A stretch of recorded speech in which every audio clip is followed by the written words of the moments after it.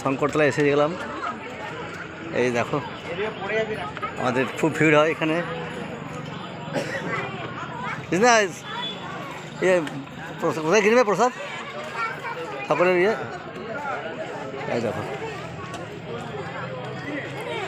প্রচুর ভিড়, চতুর্দিকে দোকান রানী সব। দেখো শঙ্করতলা মানে একটা মেলা দেখা বলে। এই যে আমার ভাই আছে, ভালো সাহস।